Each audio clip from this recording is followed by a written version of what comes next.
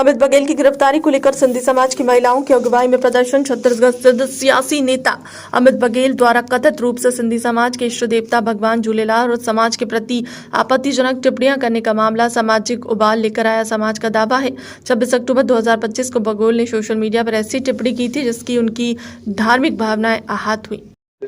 अमित बघेल को बर्खास्त करने और उस पर कानूनी कार्रवाई को लेकर आपके द्वारा मांग की जा रही है और सभी सिंधी समाज के लोगों में क्रोध देखने को मिल रहा है। जी, पूरे भारत देश में सभी सिंधी समाज इस वक्त बहुत क्रोधित है क्योंकि उनके इष्ट देव के खिलाफ गलत आपत्तिजनक शब्द बोले गए हैं, जिसके खिलाफ पूरा सिंधी समाज ये चाहता है कि उन्हें सख्त से सख्त सजा दी जाए ताकि आने वाले समय में कोई भी इस तरह से किसी के भी इष्ट देव के प्रति इस तरह से टिप्पणियां ना कर सके। तो हम सब ये निवेदन करते हैं सरकार से कि उन्हें सख्त से सख्त सजा दी जाए। देखा जा रहा है महिलाओं के साथ यहाँ बच्चे भी हैं और सभी मांग कर रहे हैं, यदि अमित बघेल पर कार्रवाई नहीं होती है तो नेक्स्ट स्टेप क्या रहेगी?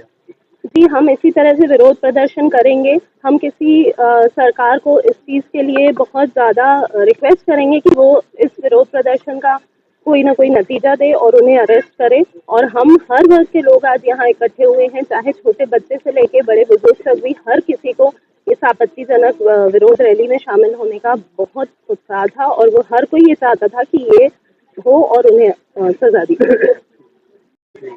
हम लोग ने आज अमित बघेल के खिलाफ आवाज उठाई है, जिन्होंने हमारे इष्ट देव झूलेलाल के खिलाफ गलत बोला है। और मैं सिंधी कॉलोनी से बोल रहा है। क्या चाहती हैं? हम ये चाहते हैं कि उसको अरेस्ट किया जाए, उसको सबक सिखाना जरूरी है क्योंकि हमारे इष्ट देव पे बोला है जो हमारे दिल पे गहरी चोट लगी हुई है। आपकी FIR कराई उसकी? नहीं, अभी तक उसकी FIR तो हुई नहीं है। हम लोग यही चाह रहे हैं कि उसकी FIR हो जाए और उसको अरेस्ट किया जाए, उसको सबक तो जरूर सिखाया जाए कि हम सिंधी भी कुछ कम नहीं है। लगातार देखा जाता है राजनीति में कुछ न कुछ ऐसे विवादित बयान या फिर कुछ ऐसे विवादित कार्य किए जाते हैं, इसको लेके आप कितना राजनीति वालों को सचेत करना चाहेंगे अगर ऐसा दोबारा कभी कोई करता है? देखो, ऐसा दोबारा करने कोई भी कभी करेगा तो हम सिंधी भी चुप नहीं रहेंगे। हम लोग कोई पाकिस्तान से नहीं है, हमारा बर्थ प्लेस जो है वो इंडिया ही है। हम लोग इंडियन से, हम भारतीय हैं। हम अखंड भारत से ही आ रहे हैं और हमारे जो बुजुर्ग थे वो पाकिस्तान से भी नहीं थे, वो अखंड भारत से थे, तभी वो अखंड भारत कहलाता था। पाकिस्तान तो बाद में हुआ है, आफ्टर 1947 हुआ है वो तो। मध्य प्रदेश में वोट चोरी पर गरमाई सियासत। भाजपा ने लगाए यूथ कांग्रेस में 8 करोड़ के वोट चोरी के आरोप। भाजपा का आरोप, बड़े नेता के बेटे यश घनघोरिया को बना दिया अध्यक्ष, किसान के बेटे अभिषेक परमार को वोट चोरी कर हरा दिया गया। मध्य प्रदेश सरकार के खेल और सहकारिता मंत्री विश्वास सारंग की प्रेस कॉन्फ्रेंस। यूथ कांग्रेस में चुनाव राहुल गांधी ने करवाया। MP में 15 लाख युवाओं ने रजिस्टर कराया। District Vidisha, assembly seat Vidisha 554 number 554 पर उसी इपिक नंबर के हिसाब से अंजुम खान है, उनकी डेट ऑफ बर्थ के हिसाब से उनकी उम्र 34 वर्ष दर्शाई गई है।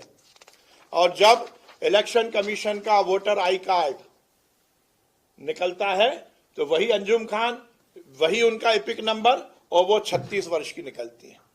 यह है वोट चोरी। अब इसका जवाब क्या कांग्रेस देगी?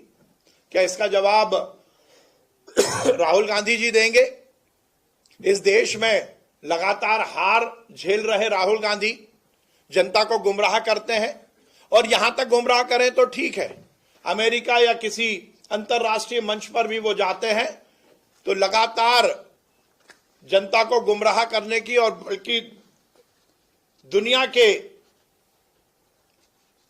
नक्शे पर, दुनिया के मंच पर भी वो लगातार हिंदुस्तान की संवैधानिक व्यवस्थाओं का मखौल उड़ाकर उसका असम्मान करते हैं। ये पूरा मामला कांग्रेस के अंदर की वोट चोरी का है। आज के बाद मुझे लगता है कि ऑफिशियली कांग्रेस इस जो मैंने मुद्दे उठाए इसका जवाब देगी, राहुल गांधी जी जवाब देंगे। कल भी कांग्रेस के बड़े नेताओं ने प्रेस कॉन्फ्रेंस करके वोट चोरी जैसे जुमले की प्रेस कॉन्फ्रेंस लेकर सेंसेशनल न्यूज बनाने की कोशिश की थी, पर आज तथ्यों के साथ हमने युवक कांग्रेस का चुनाव, जो कि कांग्रेस के अंदर लोकतांत्रिक व्यवस्थाओं को स्थापित करने की मुहिम जैसा प्रदर्शित किया गया, उसमें किस प्रकार से नेहरू परिवार ने अपने ऐशो आराम के लिए, पैसे की गड़बड़ी करने के लिए गलत तरह से मेंबरशिप कराई और गलत तरह से वोट चोरी करके किसी एक बड़े नेता के लड़के को तो युवक कांग्रेस का अध्यक्ष बना दिया। पर ये युवा जो मध्य प्रदेश के हैं, जो मेरी जानकारी में है, अभिषेक परमार एक किसान परिवार का बेटा है। वो गरीब है क्या इसलिए उसको उसके खिलाफ वोट चोरी करके उसको अध्यक्ष नहीं बनने दिया गया? देवेंद्र सिंह दादू, उसका क्या इतिहास है? इस तरह से जो गरीब परिवार के लड़के हैं जिन्होंने कांग्रेस के जिंदाबाद के नारे और डाटा था, इसी तरह उनको लगता है कि मध्य प्रदेश में हुआ, छत्तीसगढ़ में, तमाम राज्यों में हुआ और यहाँ की उनके पास बहुत डीप रिसर्च है और जल्दी वो यहाँ को लेके भी चला। नहीं, मैं उनका बहुत स्वागत करूंगा। डीप रिसर्च है तो चुनाव आयोग में जाएं, हाई कोर्ट में जाएं, मीडिया के सामने ना जाएं।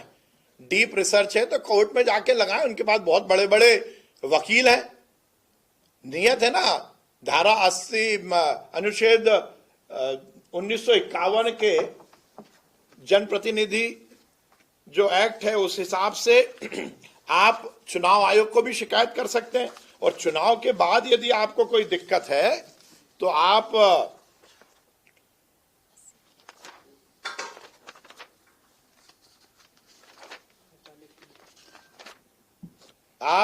संविधान के अनुच्छेद 332, 329 बी और जनप्रतिनिधित्व अधिनियम 1951 की धारा 80 और 81 में ये स्पष्ट प्रावधान है। नियत है प्रक्रिया। यदि ड्यूरिंग इलेक्शन के पहले जब मतदाता सूची का आकलन हो रहा है उस समय आप कंप्लेंट करिए और चुनाव होने के बाद आप हाईकोर्ट जाइए, तो क्यों नहीं जाते? पर मुद्दा तो ये, इसका जवाब दें वासु भाई। मैं तो ये चाहता हूं आज कांग्रेस इस बात का जवाब दे कि युवक कांग्रेस के चुनाव में वोट चोरी क्यों हुई। राहुल गांधी के जिंदाबाद के नारे लगाए और वो बहुत आशा के साथ इस चुनाव में पार्टिसिपेट कर रहे थे, परंतु उनके साथ केवल इसलिए कि वो बड़े घर के बेटे नहीं है, क्योंकि राहुल गांधी जी खुद चांदी की चम्मच मुंह में लेकर पैदा हुए हैं, तो वंशवाद को बढ़ाना और केवल नेताओं के पुत्रों को आगे बढ़ाना और पैसे का घपला करके वोट चोरी करके युवक कांग्रेस में पीछे के दरवाजे से नेताओं को, लड़कों को बिठाना, ये उनकी आदत है। निश्चित रूप से यदि वोट चोरी हुई है, मैं पहले भी कहा हूं कि वोट चोरी की शुरुआत तो नेहरू परिवार ने, जवाहरलाल नेहरू ने की थी और उसी कारण वो पीछे के दरवाजे से प्रधानमंत्री बने थे और उनके वंशज राहुल गांधी जी भी वोट चोरी करके कांग्रेस में अपनी हैसियत को बनाना चाहते हैं। बहुत बहुत धन्यवाद। भोपाल पुलिस का एक्शन मोड ऑन इज्तिमा से पहले हाई लेवल मीटिंग संपन्न। इजखेड़ी भोपाल में आयोजित होने वाली आगामी तबलीगी इज्तिमा के दौरान सुरक्षा व्यवस्था को लेकर आज पुलिस आयुक्त हरिनारायण चाड़ी मिश्र और आईजी देहात अभय सिंह की संयुक्त बैठक कमिश्नर कार्यालय सभागार में संपन्न हुई। बैठक में इज्तिमा आयोजित समिति के पदाधिकारी, शहर व देहात के वरिष्ठ अधिकारी उपस्थित रहे। इंदौर विकास नहीं विनाश के नारों के साथ बड़ा गणपति क्षेत्र के रहवासी मेट्रो बजट के खिलाफ सड़कों पर उतरे। मेट्रो के उमड़ी एमडी कृष्ण चैतन्य का पुतला फूका। बैंड बाजों के साथ रघुपति राघव राजाराम की धुन पर किया विरोध प्रदर्शन। एमडी मेट्रो अधिकारी जी जो है वो मानने को तैयार नहीं है, यहाँ के क्षेत्र का विनाश करना चाहते हैं। कल हमने धरना दिया था, आज हम उन विरोध स्वरूप कृष्ण चैतन्य जी का जो एमडी है मेट्रो के, उनका हम पुतला दहन कर रहे हैं या उनको संदेश पहुंचाने की कोशिश कर रहे हैं कि आप इस बात को मान ले यहाँ पर किसी प्रकार का कोई विनाश के नाम से विकास नहीं होगा। ये पुतला दहन का कार्यक्रम हो रहा है। इंदौर में खराब सड़कों पर चल रहे पेज वर्क का मंत्री कैलाश विजयवर्गीय और महापौर ने देर रात किया निरीक्षण। मंत्री ने कहा कि भाजपा बिहार में 160 से अधिक सीटें जीत रही है। राहुल गांधी पर तंज कसते हुए बोले, वोट चोरी की बात लोग गंभीरता से नहीं लेते, परिणाम आने पर विदेश जाकर मुंह छिपाएंगे और अपनी हार पहले से दिख रही, इसलिए पचमढ़ी घूमने गए। 160 से ऊपर सीट आएगी और एक तरीके से ये जो राहुल जी वोट चोरी लोगों ने उनको सीरियस ही नहीं लिया, लोगों ने उसमें गंभीरता ही नहीं देखी और बल्कि जब परिणाम आएगा तो फिर वो विदेश जाएंगे मुँह छुपाने के लिए, मुझे ऐसा लगता है। सर अभी भी ऐसा है कि वहाँ पर बिहार में चुनाव चल रहा है, पर जो राहुल गांधी एमपी में जो है पचमढ़ी का दौरे के लिए है, उनको मालूम है परिणाम, उन्होंने इसीलिए जो वोट चोरी का जो आरोप लगा रहे हैं, इसलिए लगा रहे हैं कि उनको हार है हमारी मालूम है, तो उसके पहले से उन्होंने चिल्लाना चालू कर दिया। कभी मशीन को दोष देते हैं, कभी वोट चोरी का आरोप लगाते हैं। जब हार पता लग जाती है ना, तो फिर बहाने ढूंढते हैं, क्योंकि लोग उनकी लीडरशिप पे प्रश्न चिन्ह उठाएंगे। फरीदाबाद बागेश्वर धाम प्रमुख धीरेन्द्र कृष्ण शास्त्री की सनातन हिंदू एकता पदयात्रा के तीसरे दिन कथावाचक अनिरुद्धाचार्य हुए शामिल। बागेश्वर बाबा ने हम जीवन भर सनातन धर्म का पालन करेंगे। तो रसगुल्ला छने आओ, एक भाई साहब ने 70,000 रसगुल्ला मंगाए थे, 1,70,000 रसगुल्ला, तो बताए एक भी नहीं बचेगा। सीरा बचो। जब हम गए तो हम कहा ये क्या है, बोले सीरा है। हम कहा इसका क्या करें, बोले पी जाओ। हम कहा पेट खराब करना है क्या ठटरी के भरे मूसल चंदा, वैसे ही धूल खा खा के फेफड़ा बैठ गए, अब सीरा पी के अपना पेट खराब कर लिये। अगर रसगुल्ला कहाँ है, बोले वो तो गए हैं। हम कहाँ गए, बोले पदयात्रियों के पेट में गए हैं। अगर ठीक है, भगवान की बहुत कृपा है, हमारे चेले खुश रहे। गुरु और चेला की, बागेश्वर धाम के मेला की। एक बात और बोले, कह दो, बोलो। हम बहुत पक्के के साथ कह रहे, दावे के साथ, सन्यासी बाबा भी पदयात्रा में चल रहे। हमको तो रोज अनुभव होता है, रोज। इस पदयात्रा में सब आए, हमारे अमित जी भी आए, बहुत अच्छा गाते हैं ये, साधारण गांव के कलाकार हैं ये। अब तो देश भर की ये पहचान बन गए। कभी तुम गौरी गोपाल भी अमित जाना, खड़े हो, सबको राम राम कर लो। ये बहुत ही दीनहीन परिवार से हैं, बहुत गरीब हैं, लेकिन इनके ऊपर सरस्वती की बहुत कृपा है। हमारा उद्देश्य है कि इनका खूब भला हो जाए। खैर ये बीड़ी बहुत फूंकते हैं। कल हमारी शादी का ये प्रस्ताव लेके आ गए हैं, तो हमने दोनों ठटरी बारी तरीका से है। बहुत सरल हैं ये, बहुत अच्छे हैं। एक बार गौरी गोपाल में सेवा करने जाओ, वहां गाओ। महाराज जी बहुत अच्छा गाता है, पंचम सप्तम स्वर लगाता है, और कोई प्रोफेशनल नहीं सीखा है, गांव का गला है। हाँ, ये भजन सुनाएगा, तब तक हम बैठते होते हैं। सुनाइए, मैं तो हवा हूं, तैयारी कर।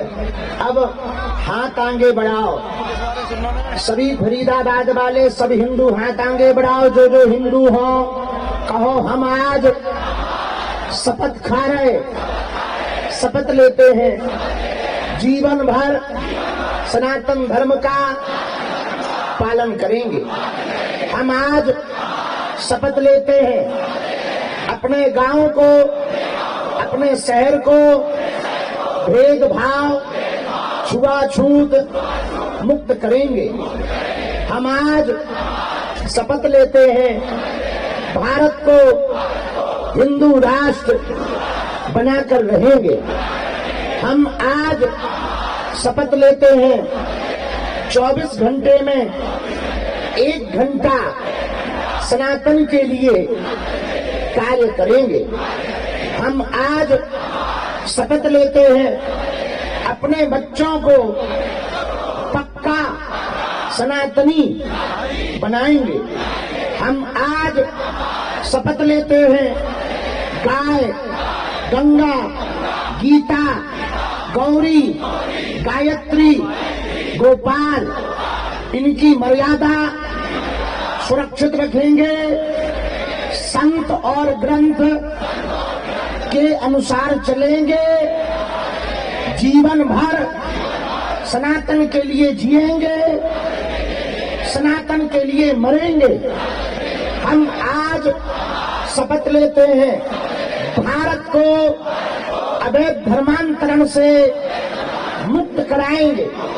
हम आज शपथ लेते हैं, लव जिहाद भारत से बंद कराएंगे। धर्म विरोधियों को अपने गांव में, अपने शहर में एकजुट होकर जवाब देंगे। शपथ लेते हैं, शपथ लेते हैं, शपथ लेते हैं। हरे हरे अब सब लोग जो मंच पर हैं वो मंच पर ही रहेंगे। पीछे ध्वज है, राष्ट्रीय ध्वज, वहां तक के लिए रास्ता करें। कोई खड़ा हो जाएगा तो आगे वालों को दिखेगा नहीं। हम ध्वज के पास जब तक पहुंच रहे तब तक अमित जी 2 लाइन। मंदसौर जिले की नारायणगढ़ पुलिस ने नक्शे में अवैध व्यापार पर बड़ी कार्रवाई करते हुए 2 तस्करों को गिरफ्तार किया। तस्कर ट्रैक्टर के टायरों में बनाए गए विशेष खांचों में डोंडा चूरा की तस्करी कर रहे थे।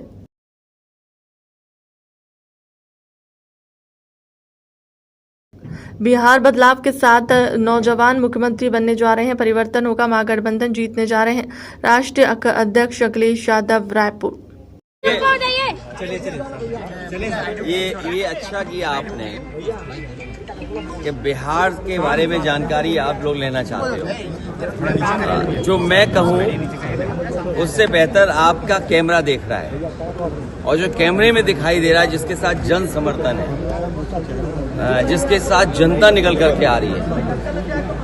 बिहार बदलाव के साथ साथ नौजवान मुख्यमंत्री बनाने जा रहा है, जहां परिवर्तन होगा, नई ऊर्जा के साथ नया मुख्यमंत्री, नौजवान मुख्यमंत्री बिहार को मिलने जा रहा है। तेजस्वी यादव, जिनका आज जन्मदिन है, आखिरी दिन है प्रचार का, जनता का समर्थन उनके साथ है। महागठबंधन और इंडिया गठबंधन जीतने जा रहा है। सर, अमित शाह कह रहे अभिनेता सुनील शेट्टी ने बीएसएफ मैराथन पर कहा, ये मेरे लिए बहुत बड़ा सम्मान है, क्योंकि अगर लोग मुझे जानते हैं तो बॉर्डर में भैरव सिंह के किरदार की वजह से जानते हैं। यह पहला बीएसएफ मैराथन है जो उम्मीद की बहुत सारे लोग हैं। बीएसएफ सबसे कठिन जगहों पर तैनात रहती है और हमें सुरक्षा रखती है। तो मेरे लिए तो एक बहुत बड़ी ऑनर है, बहुत बड़ा ऑनर है। वो इसलिए क्योंकि अगर लोग मुझे जानते हैं तो सिर्फ भैरव सिंह जी के किरदार की वजह से, बॉर्डर की वजह से। और आज हेल्थ थोड़ा पीछे करें, थोड़ा पीछे करें, आराम से लेंगे, कोई टेंशन नहीं। और पहला मैराथन है, होपफुली बहुत सारे होंगे और कोशिश यही रहेगी कि मैं आ सकूं और मैं सपोर्ट कर सकूं। फर्स्ट लाइन ऑफ डिफेंस है हमारे लिए, और सबसे कठिन जगहों पे ये तैनात रहते हैं और हमें सुरक्षित रखते हैं। तो इसके वजह से एक मेरे लिए एक बहुत बड़ी ऑनर है। जम्मू कश्मीर आप आए, कश्मीर भी गए, जम्मू भी आए, कैसा लगा आप बीएसएफ के साथ मिलकर? अभी ऑपरेशन शुरू होने में किस तरह का बीएसएफ ने जवाब दिया, किस तरह देखते हैं? इस वजह से तो हम है और हमेशा बीएसएफ के लिए रहेंगे। मैंने कहा, यही कह रहा था कि सबसे कठिन पोजीशंस में वो रहते हैं। जब बीएसएफ कहीं भी खड़ी है तो हमें पता है कि हम सेफ है और सुरक्षित है। तो आई थिंक बीएसएफ का मतलब ही ये है। और आज देखिए वो भी है, रैली भी, बाइक रैली 1700 प्लस किलोमीटर्स का ड्राइव है थ्रू फ्रॉम हियर टू भुज। तो उसी वजह से मैं यहाँ आया हूँ। तो और मेरे लिए एक बहुत ही बड़ी ऑनर है। मैं हमेशा ये कहता हूँ कि अगर सुनील शेट्टी को याद रखा जाएगा तो बीएसएफ के किरदार भैरव सिंह की वजह से ही रहेगा। जम्मू कश्मीर के युवाओं को क्या संदेश देना चाहिए? यही कि डटे रहिए और जिस तरीके से आप प्यार और एक यूनिटी की आप सिंबल हो हमारे लिए। जब हमें पता है कि जम्मू कश्मीर सेफ है तो पूरा भारत सेफ है, और जम्मू कश्मीर जब प्रोग्रेस करता है तो पूरा भारत प्रोग्रेस करता है। इसलिए कोशिश हमेशा यही रही है कि सेकेंड एडिशन ऑफ कश्मीर के मैराथन के लिए मैं गया हूं, और इस बार इस मैराथन के लिए भी आया हूं। और हमेशा मेरी कोशिश यही रहेगी कि हर बार यहां आकर अपने हिसाब से सपोर्ट करूं। बॉलीवुड की वो वापसी होगी कश्मीर में 100% होगी, 100% होगी। मेरे साथ विक्रम राजदान जी थे, शबीर बॉक्सवाला था, और साथ और एक दोस्त बिनोय थे, जो फिल्में इसी साल कश्मीर में शुरू करने की कोशिश कर रहे हैं। आई थिंक समर में ये फिल्में बनेगी वहां पर, और फिंगर्स क्रॉस्ड पहले जैसा ही हमारा कश्मीर और जम्मू रहेगा और हमेशा रहेगा। ये राहुल बाबा, तेजस्वी बाबू और सबसे बड़े लालू, ये भस्मासुर है मेरी बहनों और भाइयों, किसके चक्कर में मतानामा। केंद्रीय मंत्री शिवराज सिंह चौहान, ये भस्मासुर है तो मैं सावधान करने आया हूँ। भस्मासुर ने भगवान की तपस्या की, भगवान महादेव की, भगवान शंकर की तपस्या की, घनघोर तपस्या की। तो भगवान शंकर प्रसन्न हो गए, और प्रसन्न होकर प्रकट हो गए, और प्रकट होकर भगवान शिव जी ने भस्मासुर से कहा, मैं तुम्हारे तप से प्रसन्न हूं, मांगो, क्या वरदान मांगते हो? तो भस्मासुर ने कहा भगवान एक ही वरदान दे दो, मैं जिसके सर पे हाथ रख दूं वो ही भस्म हो जाएगा। अब भगवान शिव शंकर भोले भंडारी प्रसन्न थे, उनका तथास्तु, ऐसे ही होगा, तुम जिसके सिर पर हाथ रखोगे वो भस्म हो जाएगा। भस्मासुर प्रसन्न हो गया। फिर कहा भगवान भोले शंकर तुम जो कह रहे हैं वो सच है, मैं कैसे मानूं? बोले मैं जो कहता हूं वो होता ही है। तो बोले तुमने कहा है कि मैं जिसके सिर पर हाथ रखूंगा वो भस्म हो जाएगा। बोले हाँ सही है। तो बोले आपके ही सिर पे हाथ रख के देखता हूँ आप भस्म होते हो कि नहीं। अब भोले शंकर ने सोचा कि ये तो मुझे ही भस्म करने आ गया। तो भगवान भोले शंकर वहां से चले कि कैसी भस्मासुर से बचो। भस्मासुर पीछे पीछे, भोले बाबा आगे आगे। भगवान विष्णु को पता चला कि शिव जी फिर संकट में हैं, तो उनने मोहिनी का रूप धारण किया, एक सुंदर स्त्री का, और भस्मासुर के सामने पहुंचे। उनको देख के भस्मासुर ने कहा मैं तुमसे विवाह करना चाहता हूँ। तो मोहिनी का एक ही शर्त है, मैं जैसे जैसे करूंगी वैसे वैसे तुम भी करना। बोले मुझे मंजूर है। तो भगवान ने मोहिनी के रूप में नाचना शुरू किया। तो भस्मासुर ने भी नाचना शुरू किया, और नाचते नाचते भगवान ने अलग अलग हाथ अपने अंगों पर रखना शुरू किया। तो भस्मासुर भी वैसे वैसे कर रहा था, और ये करते करते भगवान विष्णु ने अपने सिर पे हाथ रखा, तो भस्मासुर ने भी अपने सिर पे हाथ रखा और भस्म हो गया। भोले शंकर ये राहुल बाबा, तेजस्वी बाबू और सबसे बड़े लालू, ये भस्मासुर है। भस्मासुर अभी तो ये तपस्या कर रहे हैं, वरदान मांग रहे हैं, लेकिन वरदान दे दिया तो ये जनता को भस्म कर देंगे। मेरे बहनों और भाइयों, इनके चक्कर में मत आना।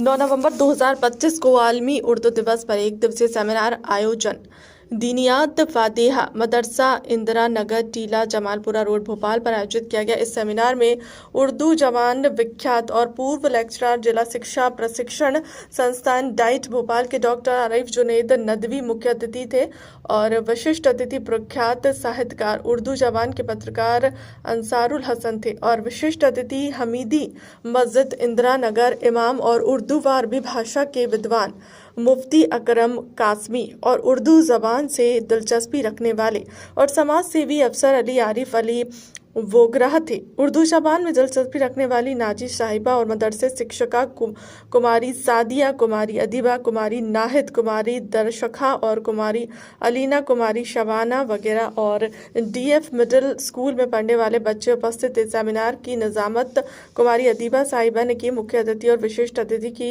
गुलपोशी व स्वागत संस्था मुस्लिम मशारा तराकी सोसाइटी व दीनियात फातिहा मदरसा के सचिव काफिल अहमद ने की है। उर्दू जबान की जानकारी और नात पढ़ी गई है। सेमिनार दुआ के साथ समाप्त किया गया है। दुआ मौलाना आरिफ नदवी साकिब।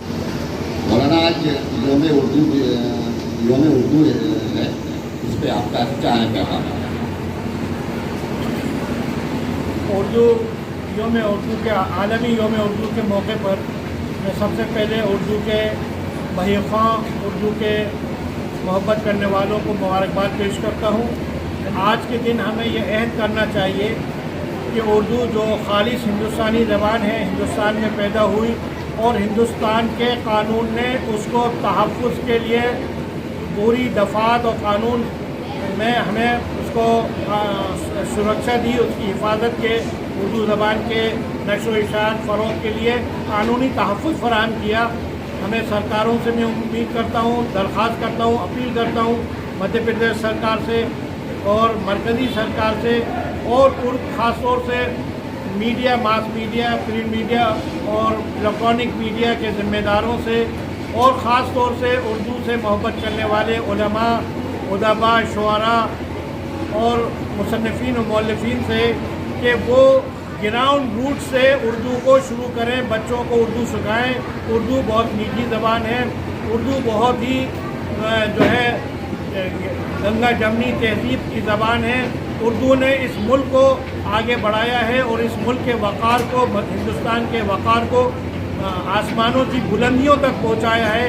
हमारे शुअरा, हमारे अल्लामा इक़बाल ने देखी सारे जहां से अच्छा हिंदुस्तान हमारा जैसा गीत लिखकर पूरे हिंदुस्तानी नहीं, हिंदुस्तान पूरी दुनिया में इसको जो है उर्दू को ज़िंदा कर दिया। तो मैं चाहता हूँ कि सारे हुकूमतें, इदारे, मास मीडिया, प्रिंट मीडिया सब लोग उर्दू की खिदमत करें। ये ज़बान वो ज़बान है जिसने जो है जंग आज़ादी में बेहतरीन नारे दिए। इनकलाब जिंदाबाद का नारा किसने दिया और अंग्रेज़ों को इस मुल्क को छोड़ने पर किस ज़बान ने, किस सहाफ़त ने, अल्लामा मौलाना अबुल कलाम आज़ाद के वो अल हिलाल और अल बलाग के वो मज़ामीन पढ़िए और दिल्ली जामा मस्जिद की सीढ़ियों पर जो तकारीर उन्होंने करी वो तकारीर पढ़िए।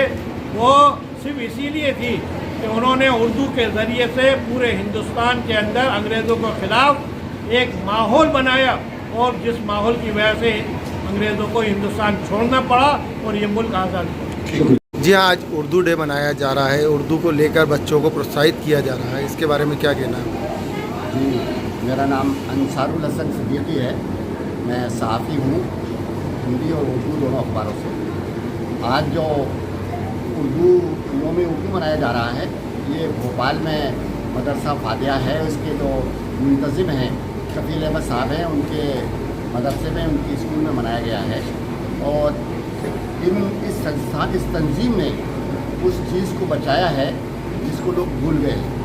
उर्दू को जिस तरह से भुला दिया गया, केंद्र सरकार, राज्य सरकार ने भुला दिया, यहाँ की इमारतों को भुला दिया, यहाँ के स्कूलों को भुला दिया, यहाँ के मदरसों को भुला दिया, उर्दू के नाम को पूरी तरह से भुला दिया गया। मगर जिस तरह से हमारे जो कफील अहमद साहब हैं, उन्होंने इस बका को बचाया है, मैं उनको मुबारकबाद देता हूँ। और इस प्रोग्राम में आज स्कूल के बच्चों ने प्रोग्राम पेश किए हैं, हमद नात और अपने तकरीर की हैं, पेश की हैं। मैं इन सभी को बहुत बहुत मुबारकबाद पेश करता हूँ। और आपके चैनल के माध्यम से राज्य सरकार, केंद्र सरकार से ये मांग करता हूँ कि वो जिस तरह से उर्दू की अनदेखी कर रहे हैं, चाहे मदरसा बोर्ड से हो, चाहे वो स्कूलों के माध्यम से हो या और जगह से हो जहाँ पर उर्दू को नाम ख़त्म करने की साजिश चल रही है, उसको गौर करें और उर्दू को पहचान की भोपाल में उसको बरकरार करें। अस्सलामुअलैकुम वरहमतुल्लाहि वबरकातुहू। मेरा नाम सादिया है, मैं मीडियम स्कूल की टीचर हूँ। यहाँ पे मैं और सब्जेक्ट पढ़ाती हूँ, उर्दू भी पढ़ाती हूँ। उर्दू पढ़ाना मुझे बहुत अच्छा लगता है। उर्दू के मुझे हर वर्ड अच्छे लगते हैं। मैं बच्चों को उर्दू ही पढ़ाती हूँ, पूरी दीनी तालीम सिखाती हूँ, दुआएँ पढ़ाती हूँ, कलमे पढ़ाती हूँ, आयतुल कुर्सी वगैरह सब चीज़ें बच्चों को याद कराती हूँ। 12:30 बजे से 1 बजे तक का मेरा यही काम है रोज़ का। तो उसमें बच्चों को यही चीज़ें याद कराती हूँ। वरहमतुल्लाहि वबरकातुहू।